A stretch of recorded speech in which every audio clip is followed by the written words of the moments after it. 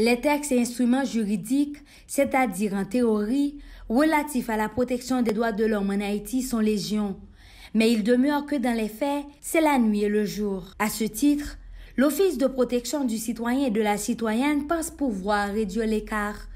Renan Edouville, responsable de l'OPC, a mis en conséquence l'emphase sur le processus devant permettre la matérialisation des outils et leur implémentation. Nous avons eu le plaisir, l'honneur de signer un accord de partenariat avec le PNUD dans le cadre de la mise en œuvre du projet Accès à la justice financé par le Fonds pour la consolidation de la paix.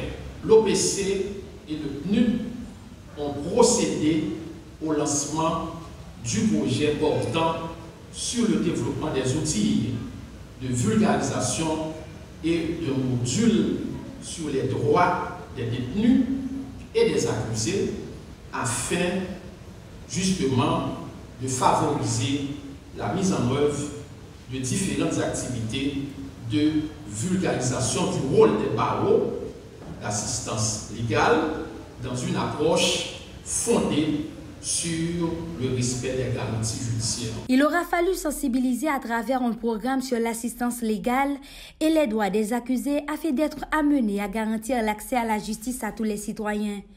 Accès, justice, citoyens, quel accès, quelle justice, pour quels citoyens dans l'état actuel de l'appareil judiciaire?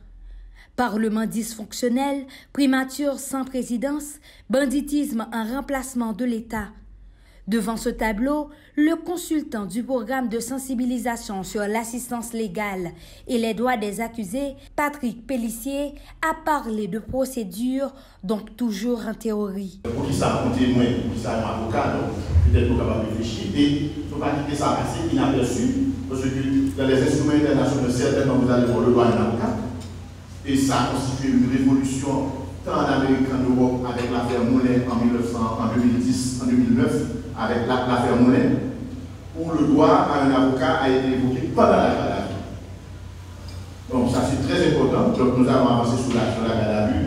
Nous sommes contents, monsieur le policier, là, donc nous comptons sur nous pour nous venir avec des éléments pour nous capables d'enrichir l'outil nous. Donc, droit à un avocat, c'est le droit déjà à l'assistance légale qui commençait à partir de la garde à vue. C'est toute une révolution. Le chef du projet Accès à la justice au niveau du PNUD, Delmistro Parolo, s'est montré inquiet par rapport à la détention préventive prolongée en Haïti. Les droits des accusés et des détenus sont, à son avis, une parmi les priorités de l'organisation internationale dont il est le représentant dans le cadre de ce projet. Il s'agit alors pour lui de miser sur la sensibilisation, la vulgarisation des droits des accusés. Le PNUD, grâce au fonds PDF, le Peace Building Fund, et avec ses partenaires dont l'OPC et la BNU, compte atteindre certains résultats en lien avec la vulgarisation des droits des détenus et les mécanismes de protection de ces droits à travers le bureau d'assistance légale et les cliniques juridiques. Ainsi, à la suite d'échanges avec l'Office de protection du citoyen, un accord fut signé avec celui-ci en 2021 afin d'assurer la réalisation d'activités de communication, d'information et de sensibilisation en vue d'actions de promotion des droits humains des détenus.